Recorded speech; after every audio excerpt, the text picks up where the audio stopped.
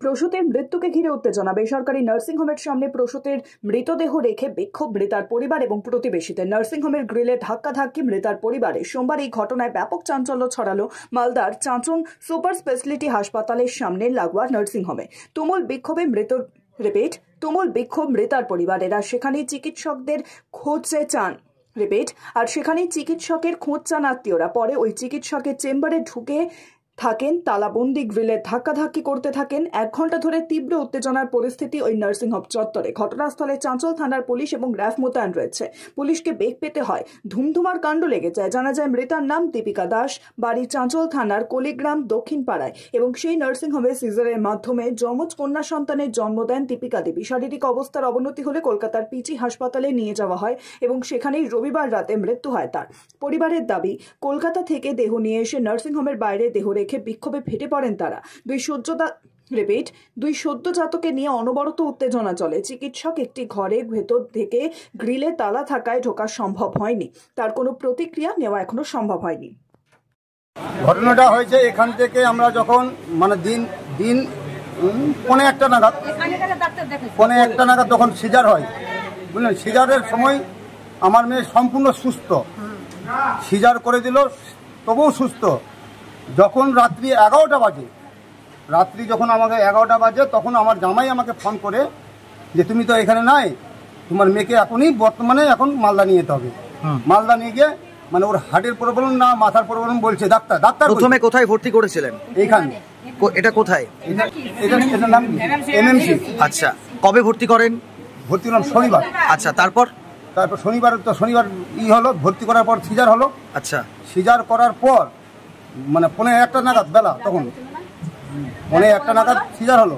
Caesar করার পর আমি আসলাম, এসে দেখি আমার মেয়ে সম্পূর্ণ সুস্থ দেখে আমি কিছুক্ষণ থাকার পরে এখানে চলে গেলাম বাড়ি যাওয়ার পরে জামাইও চলে গেল বাড়ি, চান করে আসলো।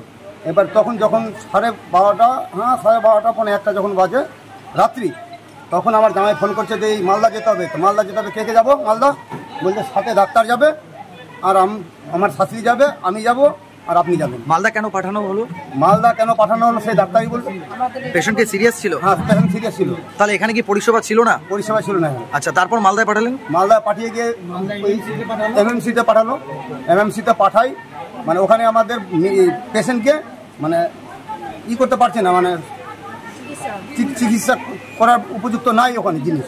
আচ্ছা, তারপরে চলে গেলাম ওই সদর মেডিকেলে, মালদা সদর ওখানে। তারপর সদর মেডিকেলে যাওয়ার পর ওরাও বলছে যে দেখেন, আপনার যা পেশেন্টের দরকার সেই মেশিন আমাদের কাছে নাই। হয় আপনারা কলকাতায় লিয়েন, নাই দুর্গাপুরে লিয়েন। আচ্ছা, তারপর আমি নিজের চিন্তা ভাবনা করলাম যে দুর্গাপুরটা আমাদের ভালো, মানে শুনছি। এবার দুর্গাপুরে গিয়ে দেখছি যে মানে বিকল্প ব্যবস্থা, মানে আমার যত অর্থ শর্ত নাই তার থেকে বেশি কিছু। আচ্ছা, তারপর কোথায় নিয়ে গেলেন? তারপর নিয়ে চলে গেলাম একবার কলকাতায় গিয়ে কি বললো? আরজি করে কি বললো? আরজি করে গিয়ে বললো যে বললো যে যেখানে তোমরা সিজার করেছো সেইখানে তোমাদের ভুল সিজার করেছো, ভুল ট্রিটমেন্টের কারণেই কি মৃত্যু? হ্যাঁ। আচ্ছা, কি চাইছেন এই মুহূর্তে আপনারা? কি চাইছেন এই মুহূর্তে? বলছি যে চিকিৎসকের গাফিলতিতে কি মৃত্যু? হ্যাঁ, চিকিৎসার গাফিলতিতে কি মৃত্যু। আচ্ছা, এখানে বিক্ষোভ দেখাচ্ছেন কারণ কি চাইছেন? এখন আপনাদের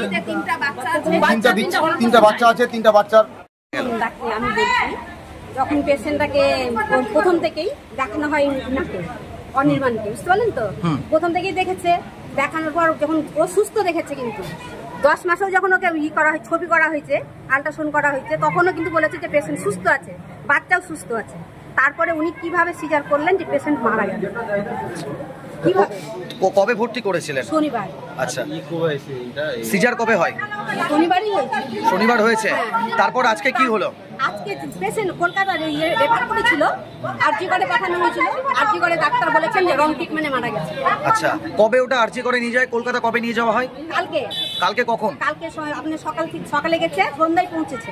আচ্ছা, ওইখানে আমার ছেলে আছে, আরজি করে আমার ছেলে দেখাশোনা করে সবকিছু ভর্তি করানো হয়েছে। আচ্ছা, ওখানে ডাক্তার বলে গেছে যে রং ট্রিটমেন্ট।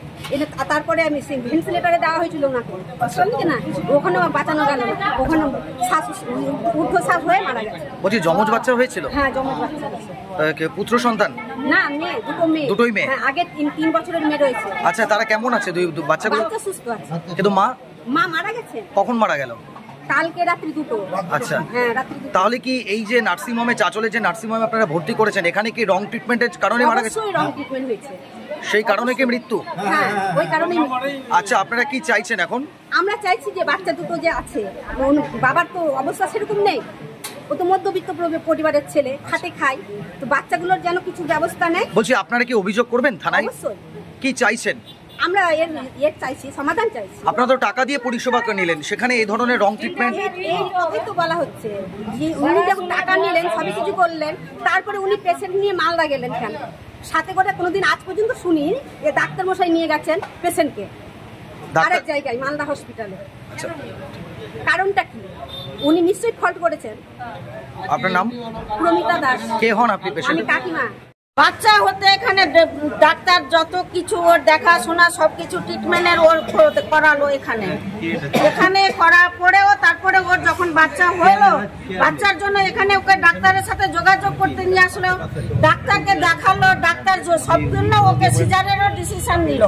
এবার যে ওই যে ফাইনাল ডে করলো ওই টাকা লিও তারপরে মেয়েটার জীবনটা কেন নিল? তাহলে কোথাও কি গাফিলতি রয়েছে ডাক্তারের? ডাক্তারের গাফিলতি তো নাই তো, কেন ডাক্তার সঙ্গে গেল? সাথে কেমনে গেল?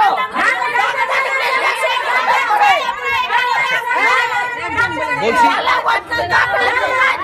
সঙ্গে গেল, একটা জবাব চাই, একটা জবাব চাই, আমরা ডাক্তারকে টানে আনো। আচ্ছা দিদি, বলছি ডাক্তার কি কোথাও ভুল করেছে ট্রিটমেন্টের ক্ষেত্রে? আমাদের মেয়েকে মেরেছে। বাস কে মেরেছে? ডাক্তার মেরেছে, কোথাও করতে মেরেছে। কোথাও কি ও নিশ্চয়ই কিছু ছেড়েছে বলে তো পেশেন্টটা জান গেল। কোথাও কি গাফিলতি রয়েছে ডাক্তারের? হ্যাঁ গাফিলতি করেছে বলেই তো আমার মেয়েটার জীবন গেল। কবে ভর্তি হয়েছে? রবিবারে ভর্তি হয়েছে। আজকে কি সিজার হয়েছে? সিজার হয়ে গেছে, দুটো বাচ্চা হয়ে গেছে। মায়ের অবস্থা কি বর্তমানে? মারা গেছে। তাহলে কি ডাক্তারের গাফিলতি থেকে মারা গেছে? হ্যাঁ ডাক্তারের গাফিলতিতে ডাক্তারের জানটা নিয়েছে। আচ্ছা আপনারা কি চাইছেন এখন? আমরা কি চাইছি? ডাক্তারকে বাইরে করে নিয়ে করে তারপর আমরা। কোন ডাক্তার ছিল নাম জানেন? অভিমান রায়। কি নাম আপনার? আমার নাম সন্ধ্যা দাস। কে হন আপনি পেশেন্ট বাড়ির? বাড়ির মাসিমা হই। ফিরে পাবো না, কোটি কোটি টাকা দিলেও ফিরে পাবো না মাকে। আমরা চেয়েছিলাম যে আমরা বাচ্চাগুলোর দায়িত্ব ডাক্তারবাবু নিক, তো নিতে ডাক্তারবাবু নারাজ। আমরা এখন দিয়ে দেবো, আইনি পথে যাবো। থানায় অভিযোগ জানাচ্ছেন? এখন আমরা থানায় অভিযোগ জানাবো, সিএমওইচের কাছে জানাবো, আর বাচ্চাগুলো ডাক্তারবাবুর কাছে দিয়ে যাচ্ছি। আপনারা কি অবস্থান বিক্ষোভে বসছেন? এখন অবস্থান বিক্ষোভে বসবো যতক্ষণ আমরা সুরাহা না পাবো। গোটা রাতে হোক, 2 দিন হোক, 10 দিন হোক, ডেড বডি এখানেই থাকবে, কোথাও যাবে না, সৎ কাজ হবে না। আমার নাম রাকেশ নন্দী। কি হন আপনি? আমি প্রতিবেশী। ডাক্তারের নেগলিজেন্স। ঠিক আছে।